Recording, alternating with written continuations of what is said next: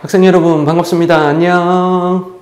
자, 세계지리 자연환경 파트 기본 개념 쭉 정리하고 있습니다. 자, 지난 시간까지 건조기후에 대해서 같이 공부했고요. 자, 이번 시간에는 건조지형에 대해서 공부하겠습니다. 자, 선생님 교재는 37쪽에 남아있는 내용이고요. 교재 없는 친구들은 선생님이 판사하는 내용을 잘 정리해 주시기 바랍니다. 자, 먼저 정리할 게 건조지역의 지형적 특징에 대해서 정리하겠습니다. 건조한 기후 환경이 지형 형성에 어떤 영향을 주냐, 우리 세 가지 관점에서 살펴볼 겁니다. 자, 건조기후 지역은 1년 내내 맑은 날이 계속되기 때문에 일교차가 매우 크죠. 일교차가 크다는 건 밤이 되면 기온이 영하로 떨어지기도 하고 낮이 되면 기온이 엄청 올라가기도 하는 겁니다. 건조한 사막 같은 곳에 있는 암석을 한번 떠올려 볼게요. 이 암석 자체가 밤이 되면 얼었다가 낮이 되면 다시 녹았다가 이렇게 기온 변화가 너무 심하니까 암석 스스로가 쪼개져 버릴 수 있습니다. 자, 이런 현상을 우리가 물리적 풍화라고 해요. 물리적 풍화를 조금 더 자세하게 설명하면요, 암석 사이에 물이 들어가고, 자, 이 물이 밤이 되어서 얼면 부피가 커지겠죠. 낮이 되어서 다시 이 얼음이 녹게 되면요, 전날보다 구멍이 미세하게 커지게 됩니다. 이런 식으로 암석이 얼었다 녹았다 얼었다 녹았다 계속 반복하게 되면 암석 사이에 구멍이 커지게 되고, 그래서 암석 자체가 스르르 모래로 쪼개지는 현상, 자갈이나 모래로 쪼개지거나 부스러지는 현상을 물리적 풍화작용이라고 합니다. 사막 같은 건조기후 지역은 일교차가 매우 크기 때문에 암석이 얼었다 녹았다 얼었다 녹았다를 반복하면서 부스러지는 물리적 풍화가 활발해요. 그래서 사막은 자갈이나 모래의 공급이 많은 겁니다. 두 번째 지형적 특징을 설명해 드릴게요. 사막은 강수량이 너무 부족하기 때문에 나무가 자랄 수가 없어요. 그래서 식생이 매우 부족한 환경입니다. 특히 키 큰 나무가 없다는 것은 바람을 막아줄 수 있는 장애물이 지금 없다는 뜻이에요. 그래서 사막은 바람이 매우 세게 붑니다. 그러면 이 바람에 의해서 지형이 침식되기도 하고, 바람에 의해서 모래가 운반되어 한쪽에 퇴적되기도 하겠죠. 그래서 바람에 의한 침식, 운반, 퇴적 작용이 모두 활발한 게 사막의 지형적인 특징입니다.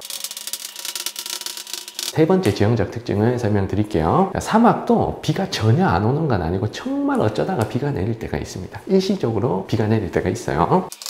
자, 모래로 되어 있는 학교 운동장에 비가 온다고 가정을 해볼게요. 그렇다면 비가 올 때 빗물이 학교 운동장을 덮으면서 흐르죠. 이런 현상을 우리가 포상홍수라고 합니다. 그런데 이 포상홍수에 의해서 학교 운동장에 있던 모래가 자꾸 막 이렇게 불규칙하게 파지겠죠. 이런 현상을 우리가 포상홍수 침식이라고 합니다. 그래서 일시적인 비에 의해서 포상홍수 침식이 생길 수가 있고요. 자, 사막의 경사면 같은 곳에서 포상홍수 침식이 진행이 된다고 해볼게요. 거기서 침식이 된 모래나 흙이 빗물에 의해서 아래쪽으로 내려와서 퇴적될 수도 있는 거죠. 자, 이렇게 흐르는 빗물에 의해서 퇴적작용이 진행될 수도 있는 겁니다. 즉, 유수에 의한 퇴적작용도 있을 수 있는 거예요. 또한 사막에 일시적으로 비가 내리면 평상시에는 없던 하천이나 호수가 생길 수가 있는 거예요. 비가 올 때만 일시적으로 흐르는 하천이나 비가 올 때만 일시적으로 물이 고이는 호수가 생길 수가 있는 겁니다. 자, 이 세 가지 특징을 기억한 상태에서 건조지형을 하나씩 공부를 할게요. 건조지형 중 첫 번째, 바람에 의해 형성되는 지형들을 정리를 하겠습니다. 먼저 첫 번째가 바람에 의해 모래가 운반 퇴적되어서 만들어진 모래 언덕이 있습니다. 자, 이 모래 언덕을 우리는 바르한이라고 해요. 바르한의 형성 원인은 바람에 의한 운반 및 퇴적작용입니다. 사막은 물리적 풍화에 의해서 모래 공급이 많고요. 사막은 워낙 바람이 강하기 때문에 바람에 의해서 모래가 한쪽으로 운반, 퇴적되면, 자, 이런 모래 언덕이 생길 수가 있겠죠. 이런 모래 언덕을 우리 뭐라 부른다? 바르한이라고 하는 겁니다. 그래서 바르한을 다른 말로 우리가 사막 사구 이렇게 부르기도 해요. 바르한의 형성 원인은 뭐다? 바람에 의한 운반 및 퇴적작용. 이 사람은 저고요. 선생님이 중국에 고비 사막에 갔을 때 바르한 앞에서 찍은 사진입니다. 뒤에 모래 언덕 보이시죠? 자, 이 모래 언덕을 우리는 바르한 이라고 해요. 두 번째, 버섯바위에 대해서 정리하겠습니다. 버섯바위는 생긴 비주얼이 버섯 모양이라고 해서 우리가 버섯바위라고 하는데요. 여기가 사막의 땅이고요. 커다란 암석이 이렇게 있다고 해볼게요. 선생님이 다 그리진 않았지만 모래알갱이가 바닥에 굉장히 많은 상태입니다. 사막은 바람이 굉장히 세다 그랬죠. 바람이 불면 이 모래알갱이가 통통통통 튀면서 이동하게 돼요. 바람에 날린 모래알갱이가 통통통통 튀면서 이 암석을 자꾸 때리는 거야. 자꾸 침식을 시키는 거야. 이 암석의 키가 좀 크다고 한번 해볼게요. 자, 한 5m 정도 되는 암석이라고 해볼게요. 바람에 의해서 모래알갱이가 튕겨나가는 높이가 대략 한 2m 정도 된다고 합니다. 그러면 이 암석의 아래쪽은 많이 바람에 의해서 침식이 되는데 위쪽은 침식이 안 되겠죠. 그러면 시간이 지나면 이 암석이 아래쪽만 침식이 되어서 자, 이렇게 바뀔 겁니다. 이렇게. 마치 버섯같이 생긴 바위라고 해서 우리가 버섯바위라고 부르는 거예요. 버섯바위의 형성 원인을 정리하면 바람에 의한 침식이다 라고 하면 되겠죠. 버섯바위는 바람에 의한 침식으로 형성된 거고, 조금 더 구체적으로 얘기하면 바람에 날린 모래 알갱이에 의한 침식이라고 하면 되겠죠. 이렇게 생긴 지형이 버섯바위예요. 위쪽은 깎이지 않아서 크고 아래쪽이 날씬하게 깎인 이런 지형을 우리가 버섯바위라고 합니다. 세 번째 지형을 정리하겠습니다. 삼능석. 삼능석은 버섯바위보다 원래부터 암석의 키가 이렇게 작았다고 해볼게요. 자, 한 2m도 안 되는 암석이라고 해볼게요. 그러면 모래알갱이가 바람에 의해서 통통통통 튀면서 이동하겠죠. 그러면 이 암석의 이쪽 면을 다 깎아버릴 수가 있는 거잖아. 이렇게 바람에 의해서 침식된 납작한 면이 여러 개 있는 암석, 이 암석을 우리가 삼능석이라고 부릅니다. 바람에 의해 튕겨나간 모래알갱이가 암석의 한쪽 면을 납작하게 깎아버리고, 이렇게 납작하게 깎은 면이 여러 개가 생기면 우리가 삼능석이라고 해요. 그래서 삼능석의 형성 원인도 버섯바위랑 똑같은 거죠. 삼능석의 형성 원인은 바람에 의한 침식작용. 삼능석도 바람에 의한 침식작용이고, 조금 더 구체적으로 얘기하면 바람에 날린 모래알갱이에 의해 침식이 되었다라고 하면 되겠습니다. 이렇게 납작한 면이 한 3개 정도 있는 암석이라고 해서 우리가 삼능석이라고 이름 붙인 거예요. 바람에 의한 지형 네 번째입니다. 자, 사막포도. 사막포도는 상대적으로 시험 문제 많이 나오는 편은 아닙니다. 만약에 사막에 물리적 풍화가 진행이 되면 자갈과 모래가 사막에 많이 깔려 있겠죠. 무거운 자갈은 바람에 의해서 이동할 수가 없죠. 가벼운 모래가 바람을 타고 운반 퇴적되어서 한쪽에 쌓이겠죠. 그럼 이게 발화안이 되는 거야. 그러면 모래가 다 이동하고 자갈만 남은 사막이 존재하죠. 이곳을 우리가 사막포도라고 합니다. 그래서 사막포도는 바람에 의해서 모래는 제거되고 자갈만 남은 지형을 사막포도라고 합니다. 바람에 의해 모래는 제거되고 자갈만 남아있는 지역, 일종의 자갈 사막은 우리가 사막포도라고 합니다. 그래서 바람에 의해 형성되는 지형 우리가 4가지를 정리했습니다. 여기까지 여러분들 판사해 주세요. 자, 5초 드립니다. 5, 4, 3, 2, 1. 두 번째 건조지형, 유수에 의해 형성되는 지형을 공부하겠습니다. 여기서 유수는 일시적으로 비가 내릴 때 물이 흐르는 거겠죠. 자, 그래서 만들어지는 지형들입니다. 첫 번째, 사막에서는 비가 올 때만 물이 흐르는 하천이 생길 수 있어요. 이런 하천을 우리가 와디라고 합니다. 자, 와디는 비가 올 때만 물이 흐르는 하천이에요.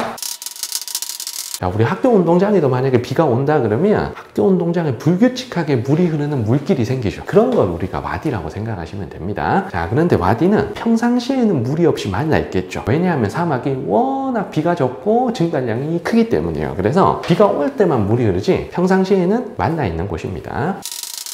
평상시에는 말라있다. 말라있는 평상시에는 이제 이 와디가 그래도 모래가 빗물에 의해서 약간 다져진 부분이기 때문에 사람이 걸어가거나 낙타가 걸어갈 때 발이 좀 덜 빠지는 측면이 있어요. 그래서 과거에 낙타를 가지고 이동하던 상인들이 교통로로 이용했던 길이 바로 와디입니다. 평상시에 교통로로 이용했다.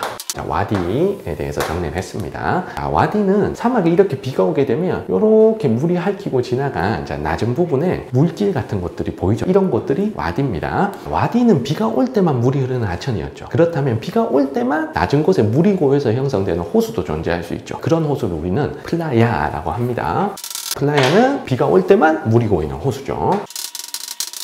플라야도 와디처럼 평상시에는 말라있는 경우가 많겠죠. 평상시에는 말라있다.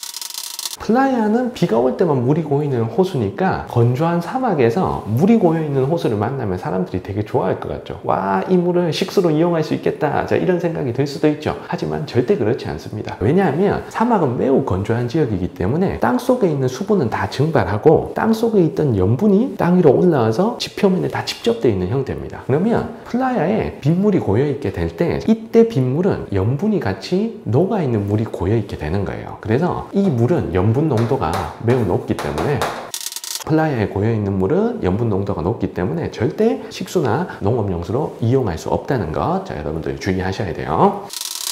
자, 이 사진을 한번 볼게요. 지금 사막에 비가 왔을 때 여기 살짝 물이 고여 있는 게 보입니다. 바로 여기가 플라야인데요. 지금 날씨가 맑으니까 고여있던 플라야의 물이 지금 증발하고 있는 상황입니다. 물이 증발한 요 지역을 한번 볼게. 하얗게 뭔가 떠 있는 게 보여. 자, 이게 염분입니다. 그러면 이 물도 염분이 같이 녹아있는 물이기 때문에 절대 식수나 농업용수로는 이용하면 안 된다는 거 주의해 주시고요. 그렇다면 플라야는 평상시에는 이렇게 염분이 집적되어 있는 낮은 땅을 의미한다라고 보면 되겠죠. 평상시에는 플라야는 염분이나 여러 퇴적물들이 집적된 낮은 평평한 땅을 의미합니다. 세 번째 지형, 선상지를 정리할게요.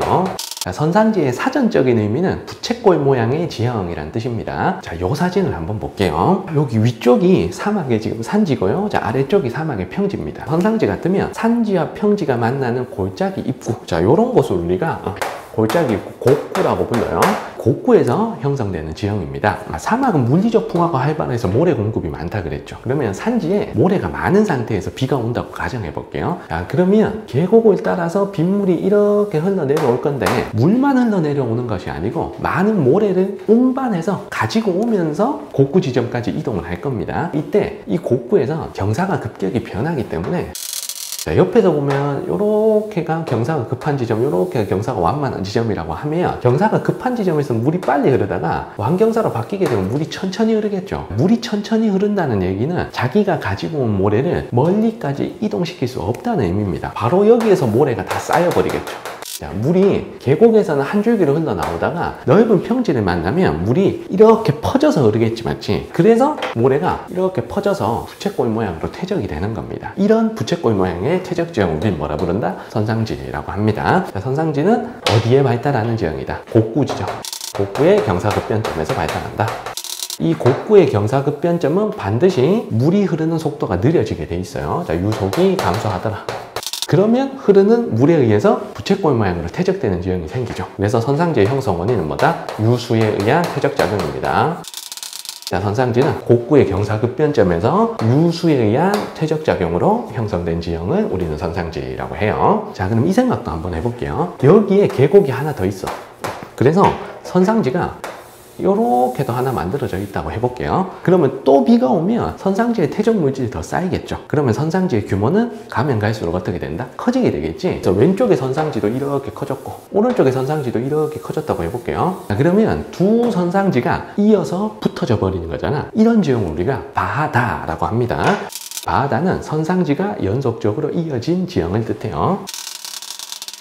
바하다를 다른 말로 이렇게 부릅니다. 복합선상지. 우리 유수에 의한 지형 4가지를 살펴봤습니다. 자, 와디, 플라야, 선상지, 바하다. 여기까지 여러분들 필기해 주세요. 자, 5초 드립니다. 5, 4, 3, 2, 1.